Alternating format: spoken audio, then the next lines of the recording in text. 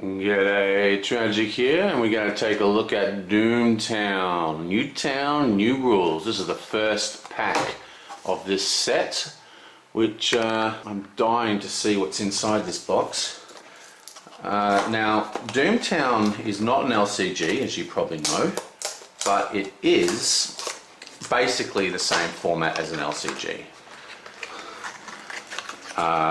It's by AEG. They're quite famous for a number of card games. Spycraft is a card game that they do that I absolutely love. It's a nice little hand rank cheat sheet, and cool, a bit of a story. So again, totally ripping off the LCG, but that's alright. More people should rip off the LCG. I do like that they've got this little thing in here that kind of protects the cards. Be expensive for them though. Okay, so let's have a look at what do we got. Okay, so in this game we have, in each pack we get 4 of every card, but you don't really want to use 4 of every card. This game has extremely interesting deck buildings, because not only are you trying to create card synergies within the actual, deck, just like a normal game, you've also got to pay special attention to the values up here. Now, this is an ace, and aces in this game are low cost. But what happens in this game, I really should do a video on how to play this game, but what happens in this game is that as you play, you have to, when you do like shootouts or when you do seeing who's going to get the first player marker, stuff like that, it's all based upon draw hands, and they're basically poker hands, and you can see them here. They're kind of like poker hands, except they're not exactly, because they're based upon the power, not the suits. Okay, so any flush is a 6-point hand rank. Okay, it doesn't matter what kind of flush or how high the flush is. Okay, same with straights and all this kind of stuff. And what happens is when you build your deck, you're trying to create a deck that can function to pull certain types of hands. For example, I like playing the crazy clown guys, which you'll see in a sec. I can't remember the faction's actual name. I just call them Carney Clowns. But because they're hucksters, which is kind of like a magic user, they need really high value cards, which means that they hardly ever go first. There's all this complicated stuff, and people have really, like real pros at this game, really work out the odds. Like, people create decks that always pull 4 houses, or they always pull flushes or whatever. And it's these aces and stuff that really makes a huge difference. Now, what else we see on this card is this is a copper bullet. Okay, now the copper bullet means that during a shootout you get to draw and replace that many times. It's a little bit more complicated than that, but basically anything above 1 is good, and the best bullets are silver. Now this one here, this sort of little 2, that's how much influence this character has. And influence is how you control deeds, and deeds is how you win the game. Well, how you stop people winning the game. Influence is how you win the game. But and this little thing here is the faction. So that skull is the Carney Clowns. And let's have a look at Duff Zug. This one here is his cost, and this one here is the upkeep to keep him in play.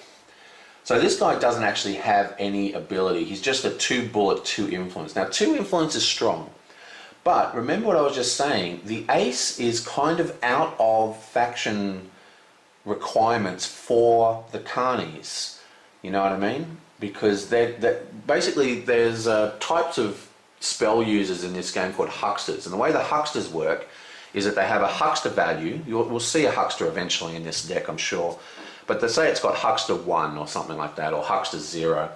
And what happens is whenever you cast a spell, it has a hex value, and you just draw blind off the top of your deck, and if the value of the card is higher than the cost of the spell cast, then the spell's successful. And what that means is magic user decks, like the one I like to play, you need high value cards So ace is the lowest value. It's ace is low in this game. So ace is a 1. So what that means is this is not a good card for this faction because it goes against the faction's major strength, which at the moment is all about casting spells. Most Carney decks are all quite high card decks. Anyway, he doesn't have any special things. And the thing is, when you can play out of faction cards in any faction, but you have to pay an extra cost. So you have to basically pay a bit on his grid. So this guy's got 2 influence, so it'd be 2 plus 1. He'd cost 3 a turn to keep this guy in play. Pretty sure that's how it works. Now, I'm not an expert on this game. I play it very, very casually, but it's a very, very good game. Okay, so now we've got another Carney. Slade Layboy. Huckster 2. Here's a Huckster, okay? So what this means is when we're casting a spell, he has a +2 bonus on any pull we do from the deck. And a pull, remember, is we just reveal the top card of our deck. If it's a 5 with this guy, this would be a 7. And if the spell is 7 or less the cost, then it's a successful spell and we can attach it. Now, one of the things interesting about this game is it's got 2 discard piles. One discard pile constantly gets recycled. When you run out of cards, you reshuffle. The other discard pile is permanent. Except there are a few ways to dig from the graveyard. Anyway, this guy is a 5 cost. Again, it's a little bit low. Remember, these are spades. So it's a little bit low still for the Carnies. So 1 copper, 2 influence again, which is good because we really need some influence in the Carney decks. React. After Slade fails a hex pull, pull again and use that value instead. Ace the hex after applying its effect, if any. Okay, so this is an interesting card. Basically, the Carney deck that I'm playing is all about free range of movement. All the hexes I use, things like Shadow Walk and stuff like that, they're designed to be permanent spells, like spells that actually attach and then the player can cast them regularly. So once they've sort of learnt the spell, the magic user can cast them a lot easier. But this guy, he has a low value, so he's 5, so often his pulls are going to fail. If you have cards like an ace and a 5, you're going to fail your hex pulls. This guy allows you to get a second chance, but then it also destroys the cards. So you'd want to be teaming it up with hexes that aren't permanent effects. Things like stuff that pulls stuff out of the graveyard or like does damage and stuff like that. So like hex slinging or whatever it's called. Not hex slinging, reanimation or something. I don't know. Like I said, I'm I play this game quite a lot, but I haven't got all the cards memorized. But still, let's keep going. Remember, there's 4 cards for each. Okay, so now we have this is the Law Dog faction. Okay, he's a 7 of spades. He's got 2 coppers and 2 influence. Okay, they're really pumping the influence in this. He's a deputy, interesting. Shootout. 1 or more of your deputies in any location joins your posse at a government deed, moving if necessary. Okay, so this is interesting. This is actually a very good card, I think. Basically, a shootout play is going in turn order before a shootout commences, and that includes shootouts that are caused by doing jobs. You get to play you have a special round of actions called shootout plays, which is what this is. That they're basically combat tricks that can affect the way the game is going to play. Now, let me just get these in a view. Okay. Now, what also happens is when you're at a shootout, adjacency counts, right? So in this game has a very strong spatial element to it. In fact, some people describe it more as a board game made of cards than a traditional card game like Magic the Gathering or Call of Cthulhu or whatever. I mean, there's a huge spatial element to this game. So when you're getting involved in shootouts, the only people that can help you are in adjacent locations. And there's a whole bunch of rules for adjacency. I really should do a video on how to play this game. It's a fantastic game. But what's interesting is that this guy means that people can join the shootout away from adjacency. So this guy is a defensive character, really. I mean, basically, he can go to any government location, including your opponent's, and pull defenders or pull attackers from any location, which is a huge deal, because one of the major points in my experience with this game is how to manage your spatial relationships, which is why I particularly like the Carney deck with all the shadow walks and all those effects that allow you to move without booting. Booting is the name for tap in this game. Now, when it says moving if necessary, see how it says moving if necessary? That's actually quite important, because that means that even though this allows people to move from anywhere in the game, they don't have to be adjacent, it does mean that they're going to boot during the movement, which will, you know, put them out till the next refresh, unless you've got ways to unboot them. Now, law dogs, there is a strong, you know, lots of horses. You can get lots of horse attachments in law dogs quite easily, so, you know, they can unboot people, but still, interesting card. I quite like this card, but this is a very defensive card, and I think defense is a very powerful effect in this game. This game, when people play this game, there's a tendency to just get into shootouts willy-nilly, but it's really about spatial maneuvering and you know, restraint. You want to really restrain those combat urges, and having a nice strong defensive card like that, one that ignores spatial movement, is very, very strong sounding to me. Okay, Willie Jenks. Wow, look at this guy. He's an 8 spade. He's got 2 silver bullets. Now, the difference between a copper bullet like this one and a silver bullet like this one here is how it affects the shootout. And what that means is when you have a shootout, you draw 5 cards. Okay, your opponent draw 5 cards. And then you modify that draw based on the bullets involved. Now, I'm not going to go into the full details of how the bullets, because because it depends on who you choose as the shooter and all this kind of stuff. But the point is, the copper bullets allow you to just say I have 5 cards and I have 1 copper bullet. I can discard 1 card and then redraw 1 card, right? If I have 1 silver bullet, I can draw 6 cards instead of 5 cards. So the silver bullets are actually pretty powerful. What you really want is a high silver bullet count, right, to pick as your main shooter, and then a couple of coppers to just do some swapping, and that's how you get really high, strong shootout hands. Because remember, shootouts are determined by the ranking system of these things here. Anyway, so let's check out this guy. Another 2 influence, very, very strong. Deputy. Wiley has +1 bullet for each wanted dude in the opposing posse. Okay, well that's very, very strong. And this is another defensive card. Basically, when people attack your locations, they gain a bounty on them, okay? Because they're, you know, they're basically like private locations, I should say. They gain wanted tokens, which are basically like Ghost Rock. Not Ghost Rock. What do they call it in this game? Sorry, I've been playing Shadows of Brimstone, so it's very similar in a lot of ways to this game, I think. Well, not similar game, but similar theme. Anyway, so basically you place money on them, and when you die, you get the money or whatever. And being wanted will boost outlaw gangs and stuff, whatever. But the point is, because this guy's a deputy, he gets extra bullets based on the wanted level. So if he's defending a private location and a whole bunch of people attack and they all become wanted, bang, he's suddenly got a whole mass of bullets. That's very, very strong. But look at his cost. 8 cost to get onto the table. That is huge. So you can either put him in your starting posse and get him out early straight away at a huge cost, or you're really going to have to find a way to get that money fast. And I think that's going to be quite hard.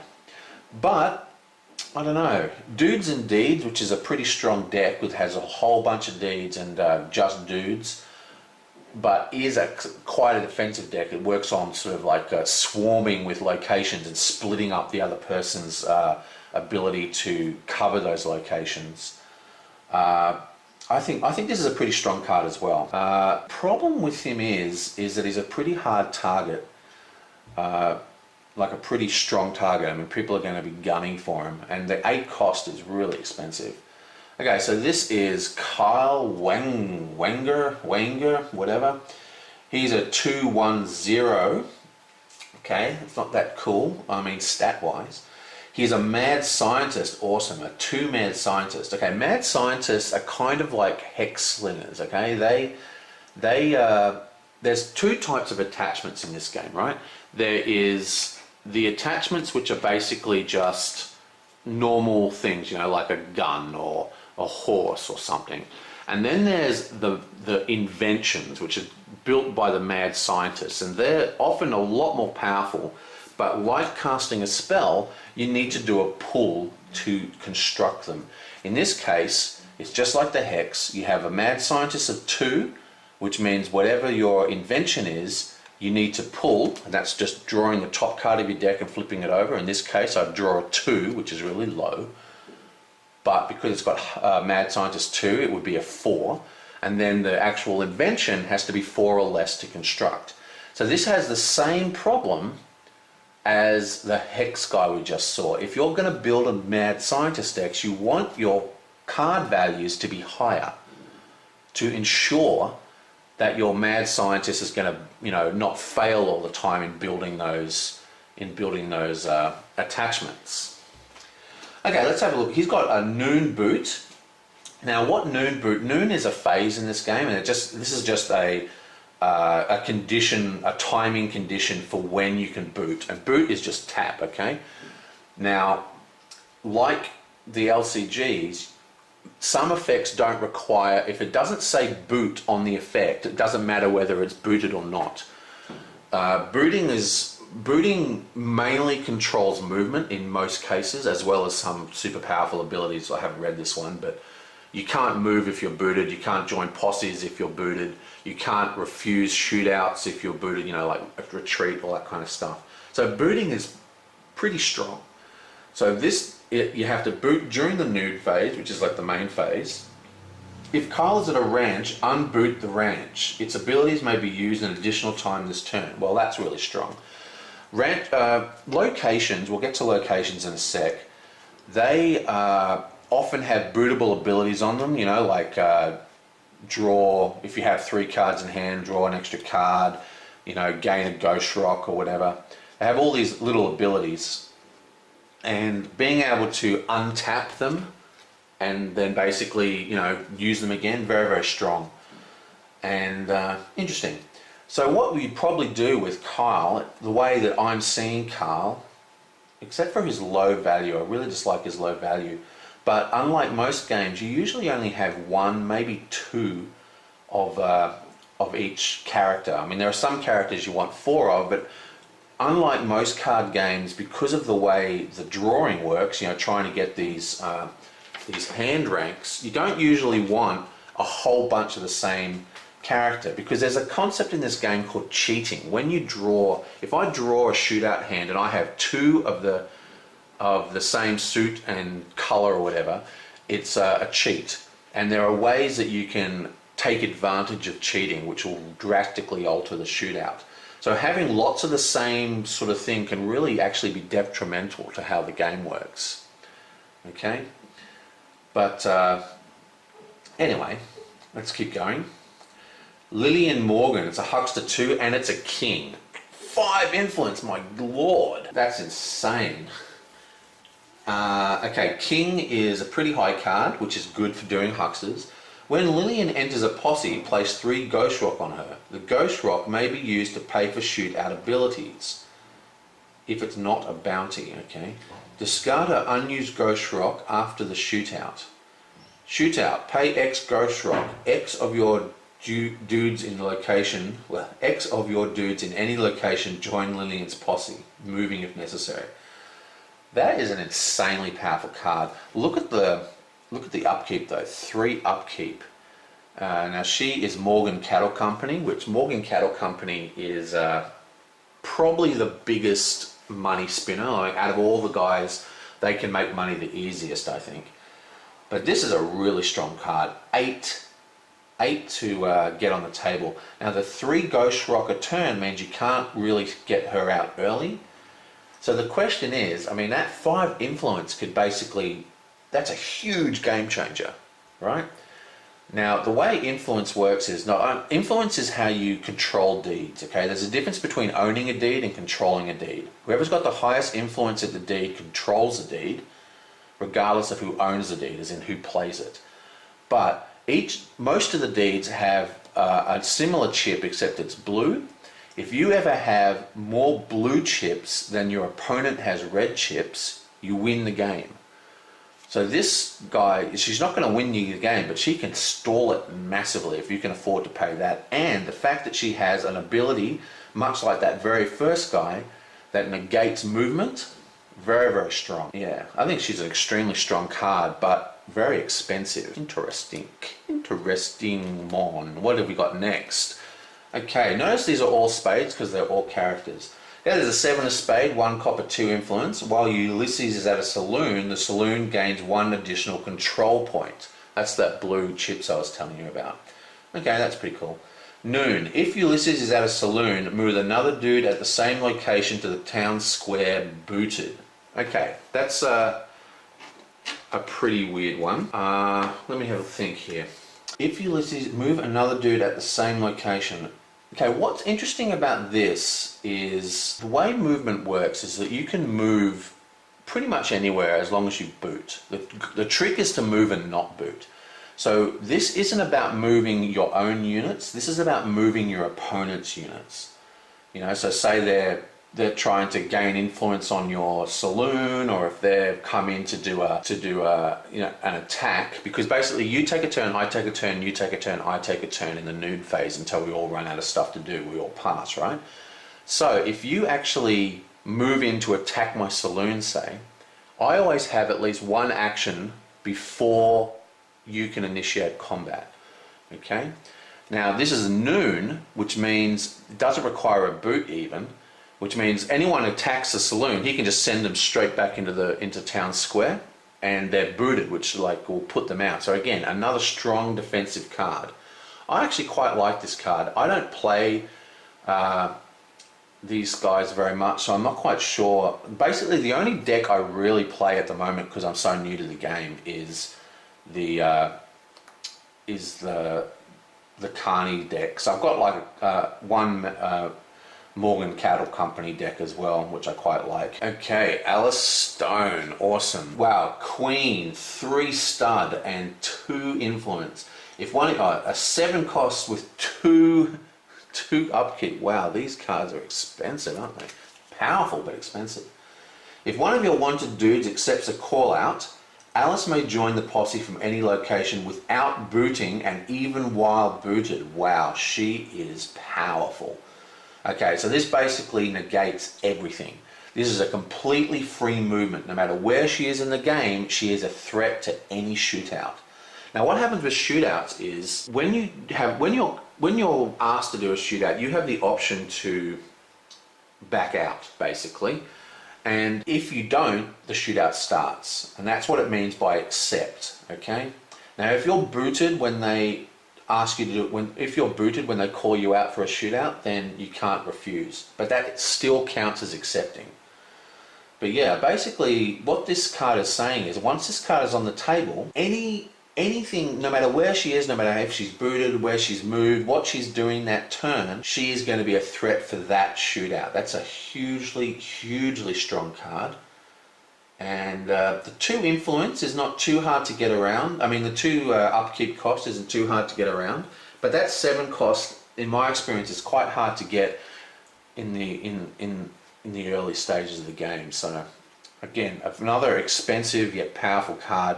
Basically, I think what I've seen so far of this pack is that they've really put in a few bombs, like put in some nice chunky bomb cards to give the game a little more punch, because there's so much maneuvering in the core set. There's so much maneuvering and counter and feinting and this kind of stuff. A lot of players that I played with felt that it was a little bit too much maneuvering and not enough conflict, because the conflict was so decisive.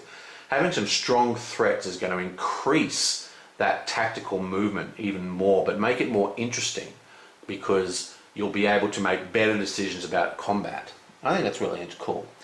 Okay, so we've got Wilbur Conley. He's a 6 spade 1/1. He's a huckster 1. Yeah, he's all is all a load of meh.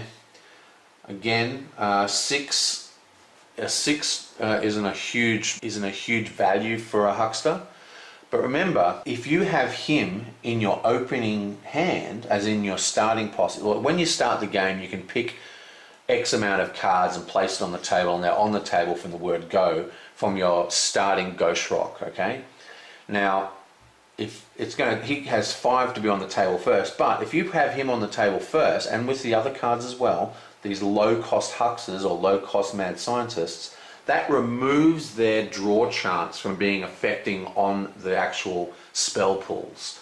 Okay, so if I have him on the table, I only have 1 copy of him in the deck. I've got his ability, I've got a cheap huckster out for 1 on turn 0, and his low 6 value isn't going to affect the odds of my pools, which is a good thing. Okay, now what have we got? Roderick Bry. So, okay, Roderick Bry. He's a mad scientist and he's a 7/1/1, so he's basically the opposite of Wilbur Conway, and the same information applies. He's also a 5 cost 0 influence. 5 cost 0 upkeep. Okay, and that is it for the actual, whatever you call it, characters. Now we're going to, these are the deeds, okay? These are the diamond cards, which are the deeds. So basically the diamond cards, you have the value, which is for during the pulls, and the the hands. Then you've got the blue chip, which is the control point. These are how you win the game, okay? Then you've got its cost to play, and then the +1 is the amount of ghost rock that it produces each round. So when you have this on the table, you're going to be gaining +1 every turn. That's how you build up income. Okay, Town Council. This is a private government location. We've already seen something that there was a guy over here right at the start who teamed off government, wasn't there? This guy, this deputy, he's that one that allows people, he can defend government locations. Remember we were talking about him? Okay, so controller, react boot. Okay, so what this means is react is kind of like an interrupt in LCG terms. That means it requires a game state to happen before it can be triggered, okay? So you just can't cast it willy-nilly. You have to wait for the game state event to occur, and then you can react to that occurrence. Now, what it means by controller is, see how these guys all have these influence markers, okay, the red ones. When you play a deed, right, so I play this on the table, bam, because I played the deed, as in I own the card, that means I control this deed, okay? So any ties, including 0 to 0, the card reverts, the controller of the card reverts to the owner of the card, right? But if my opponent put his influence card like this, so he's got 1 influence and I got no influence, right? That means he now controls the deed. He's basically taken over that location, okay? That means he gets the control point and he also gets the ability, and that's what it means by controller react. Okay, after you win a low ball, choose one of your dudes. They get +3 influence until the first high noon play, including passing. Wow, interesting. What the low ball means, at the beginning of the game, the beginning of the turn, sorry, you all draw a hand, but instead of having the highest value, it's the lowest value, the low ball. Whoever has the lowest hand goes first. It's like a balancing thing. So people who have really high hands, you need to balance between high hands and low hands depending on how you want to play the game. Now, the +3 influence until the first high noon play is a little bit confusing to me. Basically, I would say that the +3 influence will remain until the first play finished resolving. You'd have to check that. But basically what happens is you'd pick one of your dudes that get 3 influence, and then there'd be a card, which I don't know the pool well enough to tell you what it would be, but there would be some kind of card that can combo off that influence. For example, actually I do know, for example, there is a card where you can, it's like one of the faction cards. I think it's Morgan Cattle Company. Yeah, I think it's Morgan Cattle Company. Basically, you tap your faction card, and then you can use the influence of a character to reduce the cost of playing a deed. Okay? So if you're putting +3 influence onto a character that maybe has, you know, more influence, you can then pay for a deed for super cheap, and then they lose that influence. Or you could then give someone influence at another location where you're fighting over control. You get control of the location, and then you can activate that location's controller ability. So there's a lot. That's actually quite a strong. I quite like that card. I think that's actually very, very cool. But of course, the problem is you have to have built your deck for low balls, because if you don't go first on the turn, then that influence is never going to do anything for you, because as soon as if your opponent goes first and they make a play, even if they pass, you lose that influence gain. So again, you've got to be really careful about how you design your deck versus the way you play it. Okay, the R&D Ranch. Okay, so this is 6 diamonds with a 1 control point. It's a private ranch. It's out of town and it's experimental. Now, what they mean by out of town, that's a rule about adjacency, which I won't get into now. If people want, I'll do a rules video. This is actually quite a complicated game, but man, it's good. I have a mate, Database Zero, divided by zero. I always call him Database Zero since I've ever met him. I haven't spoken to him a while recently because I uninstalled my chat client, and now I can't remember my password. Anyway, whatever. The point is, he's really into the Octagon scene, as in he designs the Octagon plugin for this game. I might play a couple of games with him online for my channel or something like that. Anyway, private. This is private 2. This one. Basically, private is if your opponent attacks them, they get wanted counters. Control a noon boot. Gain 2 Ghost Rock. It is Ghost Rock. So what is it in this other game? Oh, it's Dark Stone in this game, and it's Dark Stone in this game, and it's Ghost Rock in this game. Gotcha. Gain 2 Ghost Rock and pull. If the pull is a club, discard this deed and all cards at this location. Wow, that's interesting. That's actually a pretty interesting card. I do like cards that, when you do pull, so a pull again is just flipping over the top card of your deck. This is a 6 of diamonds, which means I would get 2 Ghost Rock. If it's a club, you'd lose. So there's a couple of things going on with this card that I quite like. One, it's out of town, which means that it's quite a commitment for someone to take control of that location if they don't have horses or something like that, right? But basically, if they have a club in their, it's a boot effect, which means that you choose whether you want to do it or not. Which means if they take over the deed, they can basically decide, well, I've got clubs in my deck, I'm not going to activate it. You could obviously build your deck to have no clubs, and then it's getting you +2 every turn, which is hugely strong. And also, what else is strong in this game is deference of movement, which is a concept you see in a lot of war games and very rare in card games. And that means, in many cases, doing small little movements that don't greatly affect your board is strong, because the more your opponent commits to avenues of play, the more information you have. So if they all move to a location, you go, well, you're at that location, you're all booted, you can't do anything, but I've got all this stuff I can do. So little effects like this where you can go, okay, for my turn I'm going to tap this and not move any of my people. That's actually a strong thing. It's a concept that you see in a lot of war games. I call it deference of movement, or deference of action. But yeah, so if you design your deck well, you're basically looking at an out-of-town deed that's hard for them to control, gains you 2 Ghost Rock every turn and only costs 3 to get out. So it takes 2 turns to make its money back. But the question is, do you want to risk having the discard? And again, maybe you don't care about the discard, because if you're playing the deed, you don't have to have people there to control it. It's only your opponents that need people at the deeds to control them. So they're the ones risking getting their dudes discarded. Now, discarded means goes back into the redraw deck, not into the graveyard, by the way. Interesting. I quite like this card.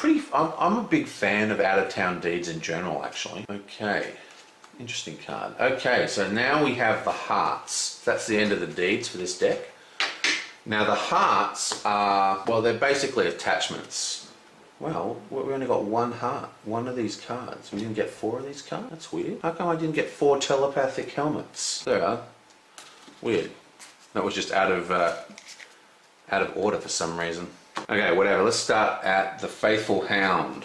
Awesome. Okay, these are basically, think of these as attachments, right? So you play these, you buy them during the store phase, and you can attach them to characters. This is a sidekick. Now, sidekicks means that when you get wounded, when there's a shootout, what happens is your hand ranks, you look at the values of the hand rank. So say I did a straight flush, I get a hand rank of 9. My mate has a full house with a hand rank of 7, which means that there would be 2 wounds gained. So you go 9 minus 7, 2 wounds. Now, what happens is when you have wounds, you can either, for each point of wound damage, you can discard a card into the redraw pile, into the discard pile, or you can spend 2 wounds to actually permanently kill a character and send him to the graveyard. Okay? Now, what a sidekick does is that it can cover a casualty. It's basically like a shield. Think of it like a discardable shield. The dog gets killed instead of the character. And it has a shootout boot effect. Now, again, we talked about shootout effects. Shootout effects are as a special timing target for when you're allowed to do the boot. Okay? Now, like LCGs, the attachment boots, not the character. So this says boot, and it means the attachment, means the dog himself boots. And you can only do it in the shootout phase. Choose a goods in the opposing posse and pull. If the pull is lower than the value of the goods card, discard the goods. Wow, that's amazingly good. There's some extremely strong goods cards. One of them, which really causes a lot of problem for my deck, is it's like a shotgun or pistols or something, and you basically just boot it and you just kill anyone with lower bullet values. It's really, really strong, especially for getting rid of hucksters and other guys who don't have high bullets values. Being able to do this first, and remember, shootout plays do go in order, which means like in low ball order. So at the beginning of the turn when you do your low ball play, if you gain control of the first player marker, so to speak, you get the first shootout play. I quite like that.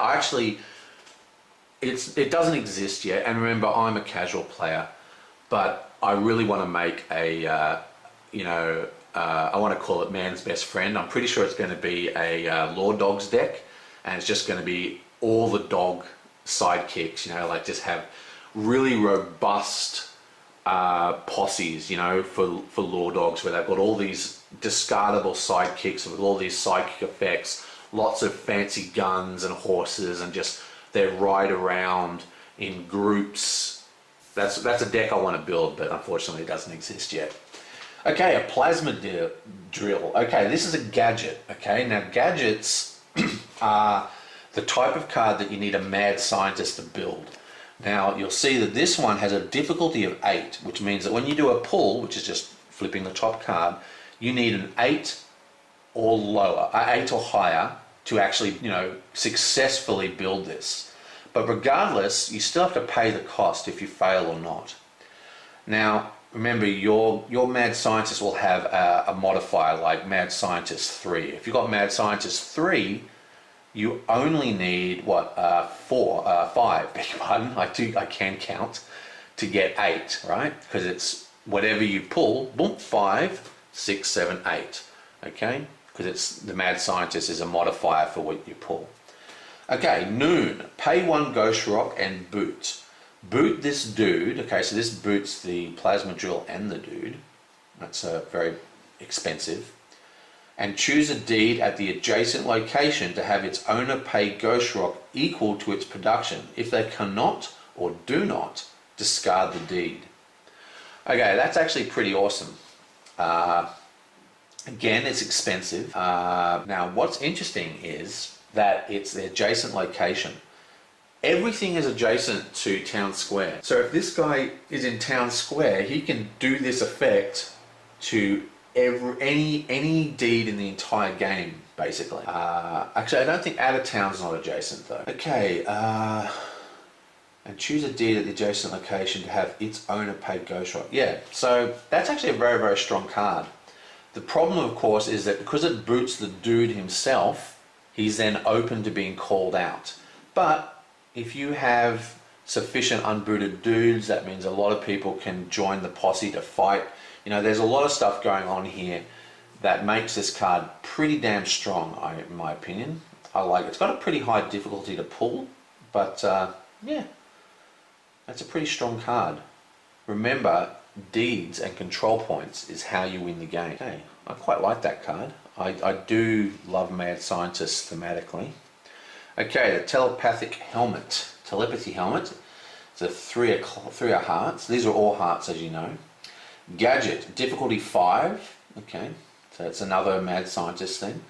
If you are the winner, this dude cannot be affected by other players' shootout abilities. Okay, the winner is whoever won the low ball for that turn becomes the winner. So basically the first player is what they're saying. That's a hugely powerful thing. Now it does say shootout abilities, which I interpret to mean, and this might be needed to be checked, I interpret that to mean that it's actually abilities that are on printed cards. You know, maybe even limited to character abilities. But there are shootout event cards, which are club cards, where you just play like an event in an LCG. But I'm not sure that would count as an ability. I think abilities have to be basically cards that are already on the table. But even so, shootout abilities are basically combat tricks, and we all know how powerful combat tricks are. Repeat Noon. Play one Ghost Rock, look at a player's hand. Interesting. Look at the Great Scott is the flavor text, and you might recognize that device from Back to the Future. Interesting. Repeat Noon. I haven't actually seen that before. This is basically, you can just pay Ghost Rock at any time during the noon phase to check out someone's hand. That's extremely strong. It's a very, very cool card, actually. I love that card. I think that's a great card. It negates shootout abilities, and you get to look at their hand so you have a greater idea of if they have any shootout abilities in their hand, any special event cards. I really like this card. And it's only 1 to build. Very cool.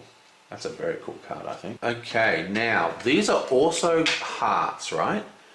Now what I'm saying here is, while these are hearts, these are special attachments. These are spells, okay? These ones with the kind of black thing.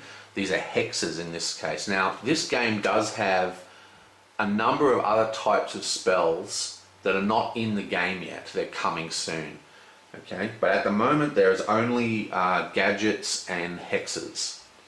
Okay, so this is the Noon Hex X, Boot X. X is the value of the dude at this or an adjacent location. Boot that dude. Okay. Okay, so like all attachments, you boot the hex itself and the value of the dude. I think this is a pretty good card. One of the things this is particularly good at is forcing an engagement, because you can boot the guy, then they can't move from the location, and then they can't refuse a shootout. Interesting. I like this card. It's good for aggressive decks. Interesting. Interestingly awesome. Okay. Oh, now see how that says Hex X and this one says Hex 5? That is the value of the pull required. Okay, so in this one, it's the value of the dude that determines the pull requirement. And this one says Hex 5, which means to play the card, you need to do a 5 or better pull. Boot. Choose an ability printed on a dude at this or an adjacent location. This dude cannot use the ability until the sundown phase. The sundown phase is kind of like the cleanup phase at the end of the turn. Excellent card. Awesome card, in fact. Basically, this is a control card. Doesn't fit into my spelly kind of deck, but it's I could see that having a place. Interesting. So a couple of cool spells. Now let's have a look at the events. Make them sweat. Okay, so this is an ace of clubs. Remember, aces are low in this game. Shootout. Boot your dude to reduce another dude's bullet rating by your dude's bullet rating. If their bullet rating is 0 or less, boot them. Okay, well that's an incredibly strong card, especially if you're playing high bullet factions or high bullet decks. Very, very strong card. I really, really like this. Interesting. The problem is you want to have one low ball hand because, again, it is a shootout play, so it occurs at the start of the shootout. So you want to get this, you want to play this first before they have the ability to activate whatever character you're trying to negate. Okay, Black Waves is a 2-cost club. Noon. Move your wanted dude to another location without booting. Again, great card. It costs 0 cost as well, which I always love, 0 cost events. Plus it is a powerful movement effect, and I've already spoken how important I think movement is in this game. Hired Help. Shootout. A 2-stud gunslinger token appears. Play and join the posse. Okay, so this is basically a token enabler. Now, I don't know whether the tokens stay on the field or whether they discard at the end of the phase. I'd have to look that up. I haven't used a token before. But interesting. 2-stud gunslinger, not bad. Now, that means the silver bullets, so that's very, very strong. And you can make it the target for any casualties. So it basically it can suck up 2 wounds because, you know, it's a token. Who cares? That's very, very strong. That's another very strong card. Wow, lots of strong cards in this. Now that's the thing about this game that's unusual for card games, is that most of the cards are really strong because the deck building isn't solely about card synergy. It's about creating these draw hands, and the draw hands will dictate what card values, these values at the top, that's the value, right? So like when this hex, right, it said this hex, where is it? This hex here that said value, okay, X is the value, they're talking about this number up the top. Anyway, what was I saying? Yeah, so it's the way that you construct your deck based on these values to create correct drawing abilities is extremely important and really dictates what kind of value card you can choose. So by making a lot of the cards very powerful, they put these incredibly awesome deck building decisions into your power. I love it. Okay, too much attention. This is a Noon. Boot a wanted dude. Noon. Boot a card with 1 or more control points. Okay, well that's a very, very strong card, particularly good for deputy decks and stuff like that, where you're fighting people who want their dudes to be wanted. You know, like there's a whole outlaw faction that like gets boosts based on being wanted and stuff. This is a great way to control this. This is another control card. It's not quite as powerful as this one here, Make Them Sweat, I think it is. No, what was it? Back Ways. I think that's a very, very strong control card. But this one, Too Much Attention, also seems pretty strong for me. It is conditional because, you know, it's based upon... Oh, that's the last one. Okay, so that is Newtown New Rules. So a lot of interesting stuff in that deck. There's quite a lot of stuff there for my